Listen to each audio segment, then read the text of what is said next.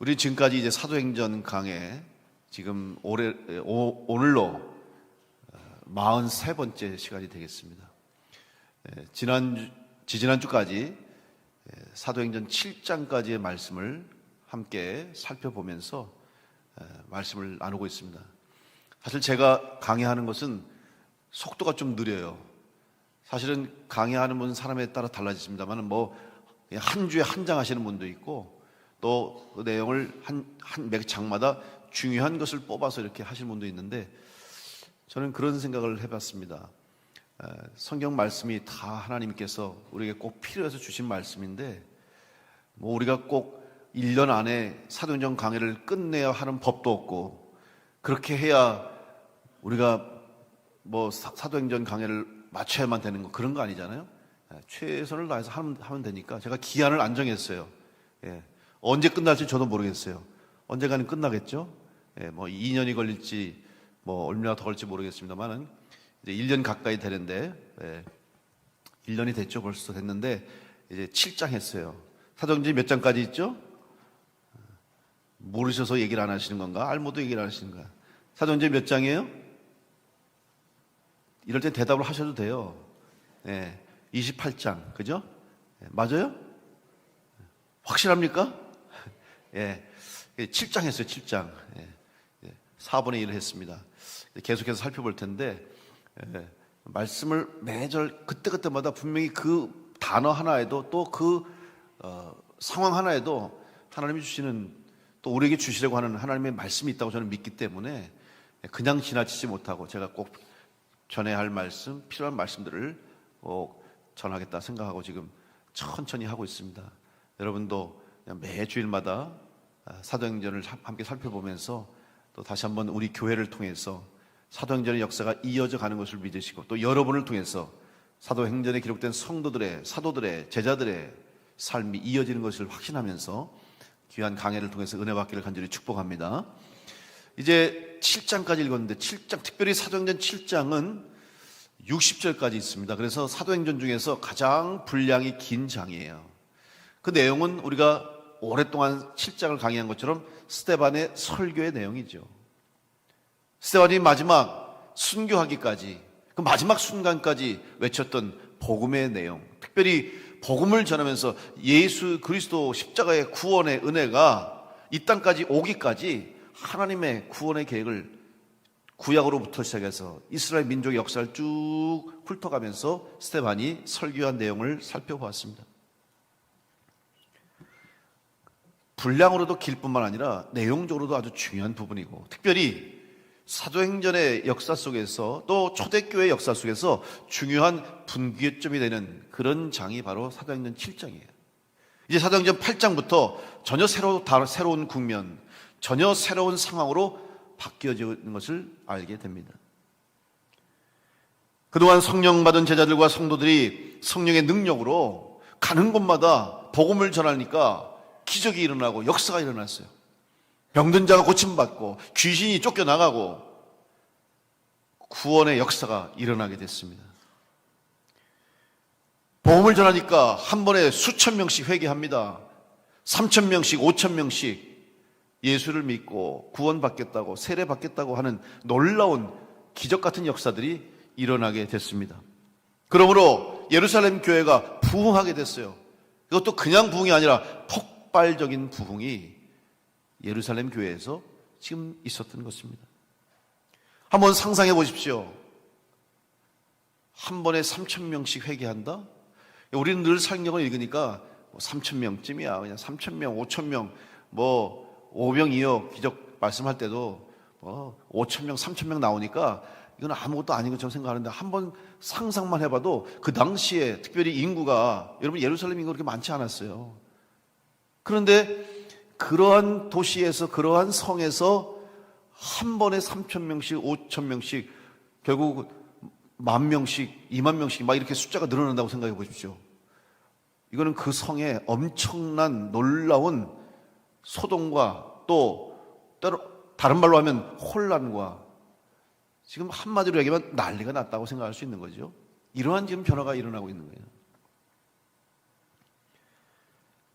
그런데 이러한 상황 속에서 오늘 사도행전 8장에 보면 스데반의 순교 이후에 예루살렘 교회에는 박해가 시작됐다고 기록하고 있습니다. 오늘 사도행전 8장 1절의 말씀 보니까 그날에 예루살렘에 있는 교회에 큰 박해가 있다 이렇게 기록되고 있죠. 여러분, 그날은 무엇입니까? 스데반이 순교한 날입니다. 스데반이 돌에 맞아 하나님 나라로 간 그날에, 그날을 시작으로 해서 예루살렘에 있는 교회에 박해가 있었다는 것이죠. 한번 생각해 보면 지금 교회가, 예루살렘 교회가 어마어마한 부흥의 불길이 일어나고 있어요. 성도들의 기도가 응답되고 또 사도들의 능력이 얼마나 큰지, 가는 곳마다 하는 일마다 부흥의 역사가 일어나고 믿는 자의 숫자가 늘어나고 왁자지껄한 그냥 교회로 인해서, 예루살렘 교회로 인해서 예루살렘 성 전체가 지금 온통 뜨거운 그런 관심과 열기로 가득한 그런 상황 가운데 마치 찬물을 끼얹는 것 같아요. 박해가 있었다는 것이죠. 그렇다면 하나님께서 왜 그런 박해를 하필 이 시점에 주셨을까? 만약에 예루살렘 교회가 점점점 약해지고 성도들이 다 떠나고 온전히 믿음 생활을 하지 못하고 사도들도 하나님의 말씀에 순종하지 못하고 교회가 교회의 사명을 감당하지 못하는 상황 가운데서 박해가 왔다 그러면 이해가 좀 될 수 있지 않겠어요? 아, 이거 하나님께서 예루살렘 교회를 새롭게 하시려고, 혹은 그들의 잘못을 깨닫게 하시려고 시험을 주시려고 고난을 주셨구나 이렇게 생각할 수 있겠죠. 그런데 지금 가장 뜨거운 시점에, 가장 폭발적인 부흥 절정에 이르는 그 시점에 찬물 끼얹듯이 박해가 시작됐다라고 성경은 기록하고 있습니다. 근데 여러분, 이 박해가 어느 정도 박해인지 아십니까? 오늘 말씀 보니까 큰 박해라고 그랬어요. 큰 박해, 그냥 박해가 아니에요. 크다라고 하는 단어를 신약성서 헬라어 원어에 보면 메가스라는 단어를 쓰고 있습니다. 메가스. 여러분 벌써 들으면 발음을 통해서 알겠죠? 영어로 크다라는 뜻을 말하는 단어가 메가라는 단어를 쓰고 있죠. 그래서 우리가 흔히 쓰는 일상생활 가운데서 또 여러 가지 상업적인 용어에도 메가라고 하는 표현을 쓰면 어때요? 크다라는 걸 뜻하는, 크다, 뭔가 큰 일, 큰 행사, 그런 의미인데 말 그대로 메가라고 하는 단어의 어원이 바로 이 메가스라고 하는 단어인데, 얼마나 박해가 컸으면 메가스라는 단어를 썼을까? 다시 말하면 수많은 사람들이 잡혀가고 수많은 사람들이 옥에 갇히고 또 목숨을 잃고 순교하는 일들이 시작됐다는 거예요. 그냥 박해도 사실은 힘들고 어렵고 고통스러운데 큰 박해가 일어났다고 하는 것은 상대적으로 큰 부흥이 일어났던 때에 큰 박해로 말미암아 지금 부흥의 불길이 확 꺼져버리고 교회가 어려움을 겪고 성도들이 환난을 당하고 있음을 말씀하고 있는 것입니다.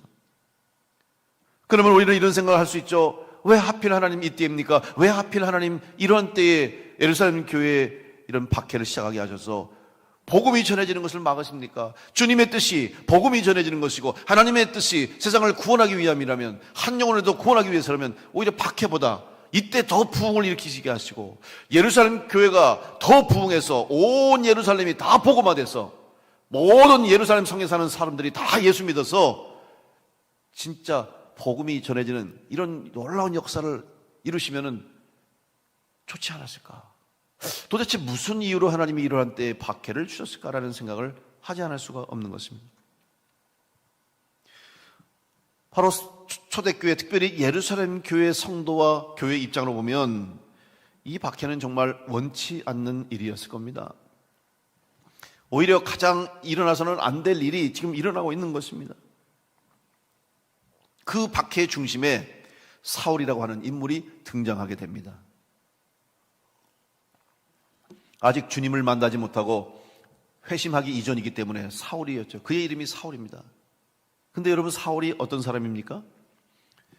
교회를 핍박하는데 앞장섰던 사람이에요. 성도들을 잡아서 옥에 가두고 예수 믿는 사람들 잡아서 가두고 죽이는 일을 했던 사람이 바로 사울이었어요.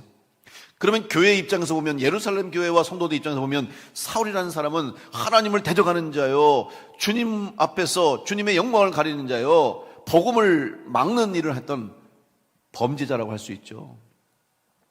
그런데 사울의 입장에서 생각해 보세요. 사울이 왜 그런 일을 했을까요? 무엇 때문에 교회를 핍박하고 성도들을 잡아서 옥에 가두고 그들을 박해했습니까? 사울도 하나님을 위해서 했어요. 사울이 누굽니까? 누구보다도 율법을 잘 배웠던 사람이에요. 좋은 집안의 가문으로 율법을 연구하고 율법에 순종했던 그런 가문에서 잘 누구보다도 율법을 많이 배우고 또 하나님 뜻대로 살려고 노력했던 그런 사람이었어요. 따라서 사울은 하나님의 뜻 가운데 하나님이 주시는 말씀에 의해서 예루살렘 교회를 핍박하고 예루살렘 성도들을 잡아서 가두었다. 같은 하나님을 믿는데 누구는 박해하고 누구는 핍박을 당하고 어떻게 이런 일이 일어날 수 있습니까? 예루살렘 교회와 성도들도 사도들도 제자들도 하나님의 은혜로 예수 그리스도의 십자가의 복음을 들고 말씀을 전하고 헌신했지만 사울도 하나님 믿고 하나님 말씀대로 살려고 노력했기 때문에 박해한 거예요. 무슨 일이 일어나는 것입니까? 그것은 바로 잘못된 믿음, 잘못된 신앙, 이것이 얼마나 큰 사건과 사고를 일으킬 수 있는 것에 대한 경고의 말씀이라고 할 수 있죠. 예수님께서는 마태복음 15장에 바리새인과 서기관들의 율법주의를 비판하셨습니다. 전통과 율법을 지킨다는 명목으로 오히려 하나님의 말씀을 헛되게 만든다고 예수님께서 그들을 향해서 날선 경고를 하셨습니다. 그들을 향해서 주님은 외식하는 자들이라고 비난하셨습니다.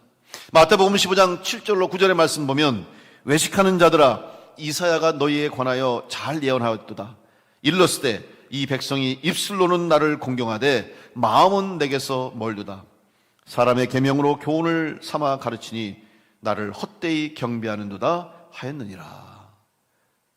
그러면 예수님께서는 지금 그들을 향해서 뭐라고 말씀하시냐면 외식하는 자들아 하면서 입술로는 나를 공경하지만 마음으로는 나로부터 멀어진 사람이다. 무슨 말입니까? 위선의 신앙을 지적하신 것입니다. 가짜 신앙이라는 것입니다. 거짓 믿음이라는 것입니다. 그런데 이렇게 거짓된 믿음, 가짜 믿음, 껍데기 믿음을 가진 사람은 자기 혼자만 잘못된 삶을 살고 잘못된 것으로 끝나는 것이 아니라 다른 사람까지 잘못된 길로 인도하고 다른 사람의 신앙과 다른 사람들의 인생까지도 망칠 수 있는 위험을 가지고 있다는 것을 우리는 사울을 통해서 발견할 수가 있는 것입니다. 그래서 예수님이 계속 이어서 하시는 말씀이 마태복음 15장 14절 말씀 보면 그냥 두라. 그들은 맹인이 되어 맹인을 인도하는 자로다. 만일 맹인이 맹인을 인도하면 둘이 다 구덩이에 빠지리라. 사울의 잘못된 신앙과 잘못된 믿음으로 말미암아 많은 성도들이 옥에 갇히고 목숨을 잃는 비극적인 사건이 일어나게 된 것이죠. 자기 혼자만 잘못된 것으로 끝난 것이 아니라 다른 사람에게까지 해를 끼칠 수 있는 일들이 있다는 것이에요. 오늘 우리는 이런 사울의 모습을 보면서 혹시 우리의 믿음이 잘못되지 않는가, 우리의 신앙이 변질되지 않도록, 또 내 믿음이 진짜 믿음이 아니라 거짓 믿음이 되지 않도록 늘 깨어서 기도하고 말씀의 거울을 비추어서 내 신앙을 날마다 점검하는 성도의 삶을 살아야 될 줄로 믿습니다. 여러분, 우리가 왜 말씀을 읽으라고 강조합니까? 사순절이 되면 왜 우리가 해마다 이 말씀을 읽고 통독을 하고 새벽에 왜 기도합니까?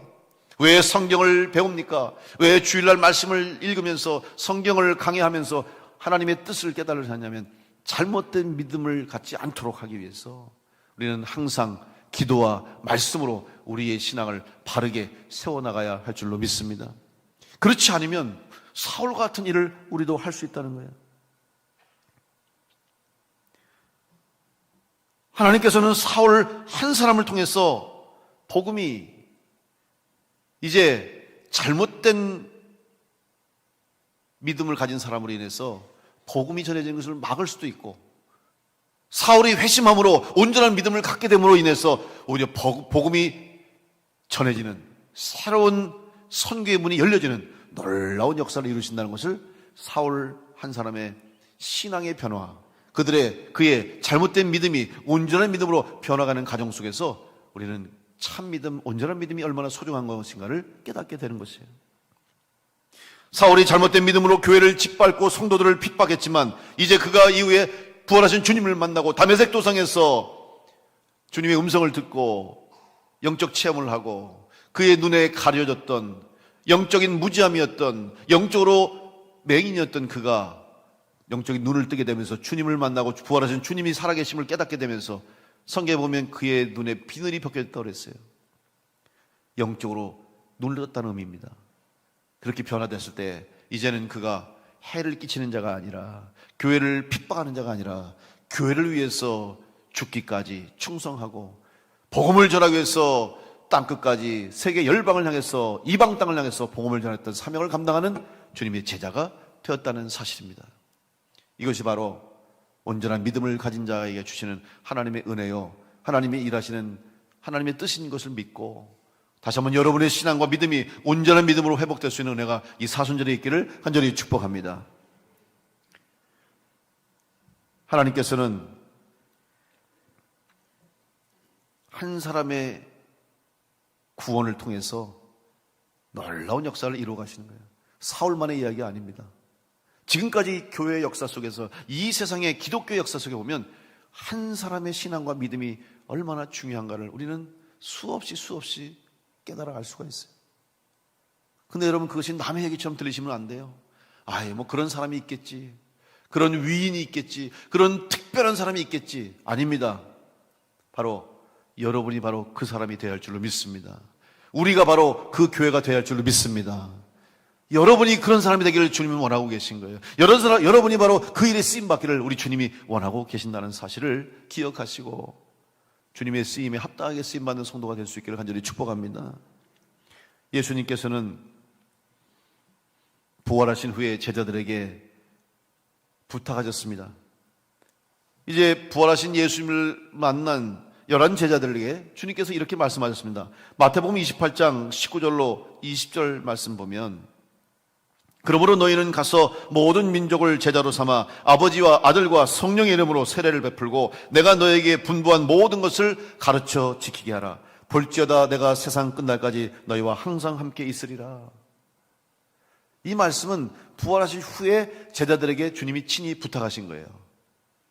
중요하기 때문에 주님이 가장 바라고 원하시는 일입니다.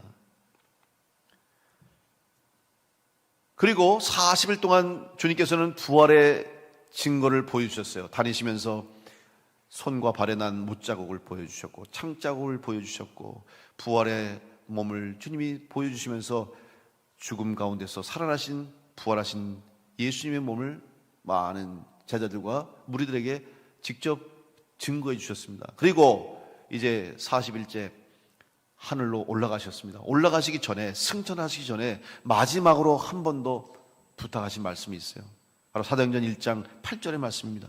오직 성령이 너에게 임하시면 너희가 권능을 받고 예루살렘과 온 유대와 사마리아와 땅끝까지 이르러 내 증인이 되리라. 한 번 더 부탁하신 거예요. 여러분 내용이 뭡니까? 복음을 전하는데 어떻게 전하라고 했습니까? 먼저 성령을 받고 권능을 받아서 복음을 전하는데 예루살렘과 온 유대와 사마리아와 땅끝까지 이르러 내 증인이 되라. 주님이 부탁하신 말씀이 뭐예요? 2번에 걸쳐서 강조하신 말씀이 뭐냐면 너희들 예루살렘에만 있으면서 예루살렘을 부흥시키고 예루살렘을 위해서 복음을 전하고 예루살렘에만 있어라. 그렇게 말씀하셨다면 제자들은 끝까지 예루살렘에 있어야 되고 예루살렘만 지켜야 되는 거예요. 근데 주님이 뭐라고 말씀하셨습니까? 예루살렘에만 있지 말고 유대 온 땅과 너희들이 그렇게 싫어하고 저주하는 사마리아 땅까지 그리고 땅끝까지 모든 민족에게 십자가의 복음을 증거하라. 이게 부탁하신 말씀이고 이게 마지막 유언처럼 드려지는 말씀이에요. 여러분 사람의 마지막 유언은 그만큼 중요하잖아요. 근데 예수님은 유언이 아니죠. 살아계셨으니까 마지막 이 땅을 떠나시면서 부탁하신 강조하신 말씀이 복음 전하는데 세계를 향해서 열방을 향해서 전하라는 거예요. 여러분 이 말씀을 한번 기준으로 생각해 보세요. 지금 예루살렘 교회가 외적으로는 놀라운 성장을 이뤘습니다. 성령의 능력을 받았어요. 권능을 받아서 사도들이 제자들이 가는 곳마다 복음을 전할 때마다 날마다 기적의 역사가 체험됩니다. 그러니까 사람들이 3,000명씩 5,000명씩 막 수만 명씩 교회가 부흥하는 거죠. 제자들은 어떻게 했습니까? 그럼 그런 상황 가운데서 그래, 빨리 주님 말씀하신 대로 우리가 이제 예루살렘에만 머물지 말고 빨리 온 유대를 향해서 복음 전해야 되겠다. 그리고 사마리아까지 가서 복음 전하자. 그리고 사람들을 훈련시키고 제자들을 길러내서 이제 주변의 이방 땅, 애굽으로, 페르시아로, 이집트로, 또 터키 그 주변까지 다 우리가 빨리 복음을 전하자. 이렇게 기도했을까요? 성경에 그 얘기가 없어요. 지금 제자들은 너무 신이 났어요. 너무 좋아요. 성령의 능력을 보니까, 기도의 응답을 보니까, 교회의 부흥을 보니까, 야, 역시 주님 말씀 맞아. 역시 주님의 능력이 나타나는구나. 너무 좋았어요. 근데 여러분, 좋아만 하고 있으면 안 되잖아요. 좋은 것으로 끝나면 신앙생활이 문제가 생기는 거예요. 변화산에도 지난주 말씀드린 것처럼 베드로와 야고보와 요한이 예수님과 함께 올라갔을 때에도 여기가 좋사오니 여기에 초막셋을 짓고 여기 그냥 눌러 앉읍시다. 주님은 원체 내려가셨어요. 여러분, 오늘 말씀해 보면 박해를 통해서 일어난 사건들이 기록되는데 1절 보면 이렇게 말씀합니다. 그날에 예루살렘에 있는 교회에 큰 박해가 있어 사도 외에는 다 유대와 사마리아 모든 땅으로 흩어지니라. 여러분, 예루살렘 교회가 주님 부탁하신 말에 순종하지 않으니까 결국 주님께서는 박해를 통해서 흩으시는데 온 유대와 사마리아와, 여러분 주님 마지막 하신 말씀과 똑같지 않아요? 온 유대와, 예루살렘과 온 유대와 사마리아까지, 그리고 모든 땅으로 흩어지니라. 여러분, 그 말씀을 이루시기 위해서 주님께서 박해를 주신 줄로 믿습니다. 예루살렘 교회가 움직이지 않은 거예요. 예루살렘 교회와 사도와 제자들과 성도들이 주님의 부탁하신 말씀을 순종하지 못하고 그 말씀에 귀 기울이지 않게 되니까 교회를 흩으심으로, 박해를 주심으로 복음이 전하게 되는 역사가 시작되었다는 사실이죠.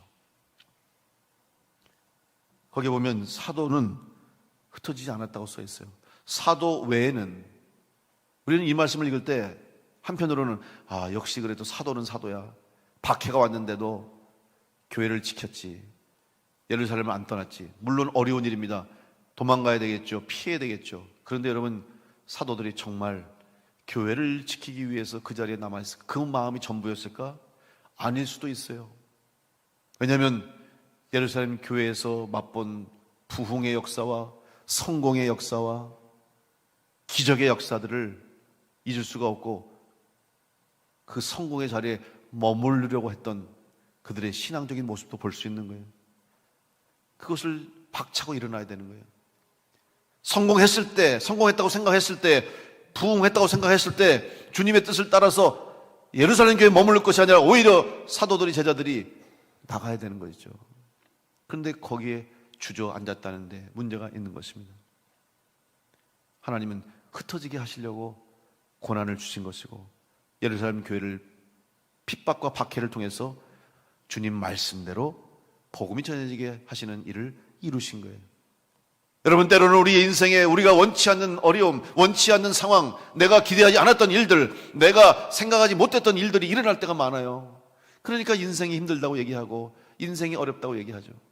그런데 여러분, 그때 우리는, 믿는 성도들은, 믿음의 사람들은 고난이 왔을 때, 시련이 왔을 때, 어려움이 왔을 때, 그때 하나님의 뜻을 생각해야 될 줄로 믿습니다. 그때 바로 하나님의 계획을 발견해야 되고, 그때야말로 하나님의 음성을 들어야 할 때인 줄 믿습니다. 그래서 고난 중에 기도해야 할 이유가 거기에 있는 것이고, 또 평안할 때도 기도해야 되고 거기에 있는 것, 쉬지 않고 기도해야 할 이유가 있는 줄로 믿습니다. 결국 기도하지 않고서는 하나님의 뜻과 하나님의 계획을 분별할 수 없기 때문에 우리는 기도해야 된다는 것이죠. 만약 그때 예루살렘 교회 성도들 그리고 사도들이 기도하면서 부흥을 주신 하나님의 은혜를 깨닫고 주의 말씀을 마음에 품고 기도하고 말씀을 품고 땅끝까지 증인되라고 하신 주의 말씀을 붙잡고 복음을 전했다면 또 다른 새로운 역사가 일어나지 않았을까 하는 생각을 해봅니다.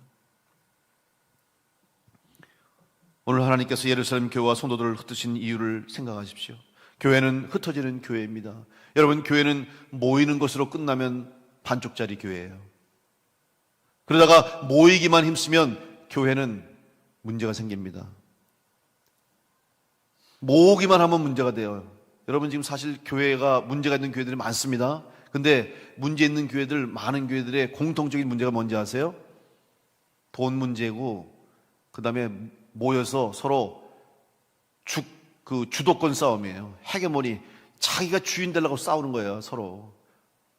그래서 목사가 더 힘이 많냐, 장로님들이 힘이 많냐, 이러고 싸우는 거예요. 목사가 무슨 힘이 있고 장로가 뭔 힘이 있어요? 교회에. 교회는 오직 주님만이 주인 되시고 하나님만이 주인이신 줄 믿습니다.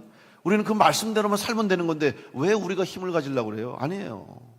답은 정해져 있잖아요. 성경에 나와 있는 대로 하면 되는 거예요. 그런데 사람이 주인 되려고 하니까 교회가 문제가 생기고, 그 다음에 큰 교회에 대해서 돈이 많아지잖아요. 싸우더라고. 돈 모아놓으면요 꼭 싸워요. 이상하더라고. 교회 돈이 많아요. 우리 교회는 돈이 없어요. 그렇다고 여러분 우리 교회가 지금 무슨 재정적으로 문제 있는 건 절대 아닙니다. 쌓아놓은 돈이 별로 없다는 거예요. 왜? 선교하기 바쁜데 돈을 어디서 쌓아놔? 왜? 그걸 왜 쌓아놔요? 돈은 그냥 헌금을 하면 열심히 써야 되는 게 교회가 할 일이잖아요. 그런데 교회가 돈이 생기면 문제가 생겨요. 그래서 돈을 자꾸만 많이 생기니까 서로 그 돈에 사람이 욕심이 생기는 거예요. 그래가지고 돈 때문에 교회가 분란나는 교회를 많이 봤어요. 절대 교회는 돈 모으는 곳이 교회가 아닙니다. 오히려 우리는 주님이 주신 이 물질을 복음 전하는 데 써야 되는 거예요. 아멘 안 하시네. 잘 써야 되죠. 복음 전하는 데 쓰는 거예요. 지금 예루살렘 교회가 주저 앉으려고 그랬어요. 사도들이 안주했어요. 부흥이 일어나니까 너무 좋아서, 너무 감격했어, 너무 황홀해서 그냥 그 자리에 있는 모습을 보면서 하나님께서 흩어주신 거예요. 흩어주신 거예요. 여러분, 우리 교회는 흩어지는 교회가 되어야 할 줄 믿습니다. 여러분 주일날 교회 오시잖아요. 근데 생각을 말이에요. 주일날 교회 간다, 내가 예배 드리러 간다, 그렇게만 생각하고 끝나면 안 돼요. 더 중요한 것은 나는 오늘 교회 와서 하나님 앞에 예배 드리고 은혜를 받고 사명감을 가지고 오늘도 자리에서 충성을 다하고 헌신하고 이제 다시 세상으로 보냄을 받았다. 여러분, 보냄받은 성도가 되시길 간절히 축복합니다.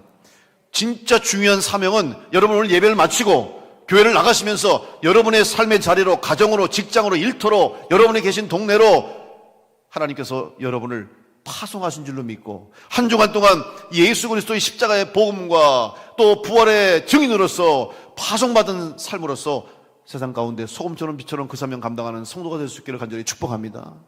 옆 사람과 인사하세요. 이제 당신은 파송받았습니다. 복음을 위해서 파송받았습니다. 인사하세요. 안 믿어지시는 것 같아? 부담이 느끼시는 것 같아? 여러분, 그게 주님이 원하시는 교회요 성도의 모습인 줄로 믿습니다. 예수님께서 말씀하셨습니다. 너희는 세상의 빛이라, 소금이라. 우리는 소금 되기를 원한다고 고백하고 빛 되기를 원한다고 하는데 교회 안에서는 빛이 나는데 교회 밖에 나가면 빛을 잃는 경우가 많아요. 교회 안에서는 얼마나 열심히 일하는 일꾼처럼 맛을 내는 삶을 사는데 교회 밖을 나가면은 맛을 잃은 소금이 되는 경우가 많아요. 진짜 맛은 교회에서 내지 마시고 여러분, 진짜 맛은 여러분의 삶의 자리에서, 세상 가운데서 소금의 맛을 내시길 간절히 축복합니다. 진짜 빛을 여러분의 삶을 통해서, 여러분의 일상생활을 통해서 세상 가운데서 빛을 내는 성도가 되시길 간절히 축복합니다. 그게 주님이 원하시는 성도의 모습이에요. 근데 우리는 자꾸 교회 와서만 빛내려고 그래. 자꾸 교회 와서 빛을 내려고 그래. 교회에서는 예수 그리스도의 빛밖에 없어요. 내가 빛나려고 하면 안 되는 거예요.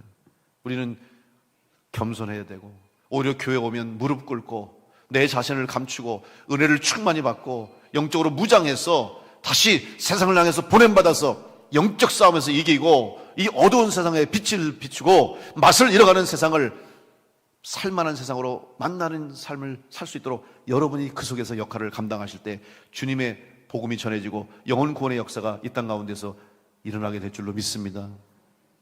오늘 왜 예루살렘 교회를 흩으셨는가? 어제 우리 교회에서 코람 대우를 했어요. 여러분 별로 많이 안 오셨더라고요. 근데 그동안 코로나 때문에 5년 동안 코람 대우를 못했어요. 근데 여러분, 다시 시작한 거 참 감사해요. 지금 코로나 이후에 한국교회의 가장 큰 위기가 뭔지 아십니까?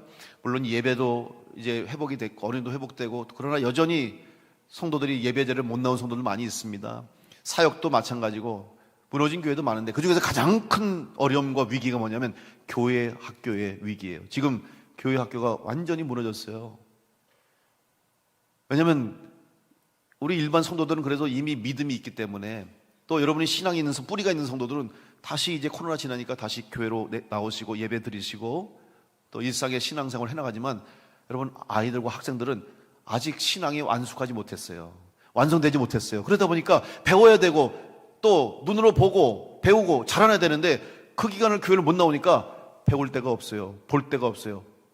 뚝 끊어져 버린 거예요. 안 와요. 못 와요.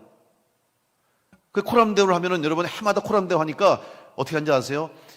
중학생들은 형들을 보면서 배우는 거예요. 1학년은 2학년 보고 배우고 2학년은 3학년 보고, 아 이렇게 하는구나, 내년에도 이렇게 해야지, 또 내년에는 이걸 좀 더 해봐야지. 그러면 해마다 하니까 어려움이 없이 할 수 있어요. 근데 이게 5년 동안 뚝 끊어지니까 갑자기 없는 데서 하니까 얼마나 어려운지 몰라요. 근데 이번에 아이들이 정말 열심히 최선을 다해서 얼마나 잘하는지 몰라요. 어제 찬양도 잘하고 춤도 잘 추고 뭐 난타도 잘하고 열심히 잘하는 거예요. 이제 아마 내년에는 좀 더 수월하게 할 수 있겠죠. 왜? 배웠기 때문에, 보여주었기 때문에 그런 거예요. 근데 지금 한국 교회 학교가 지금 무너졌어요. 어렵습니다.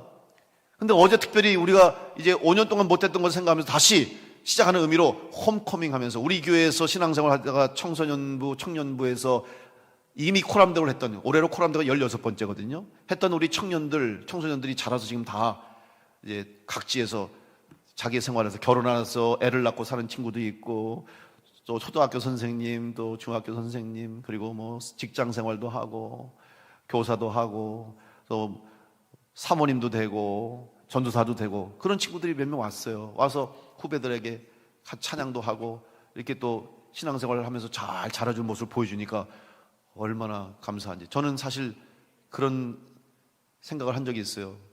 사실 그런 일꾼들이 우리 교회에서 자란 친구들이거든요. 신앙생활 잘하고 열심히 하다가 직장 때문에 나가고 결혼 때문에 나가고 자기의 꿈을 이루기 위해서 다 흩어지잖아요. 그러니까 내가 목사로서는 너무 아쉬워. 우리 교회에 있었으면 난 목회도 힘이 되고 우리 교회도 참 도움이 될 텐데, 정말 쓸만하면 다 나가는 거예요.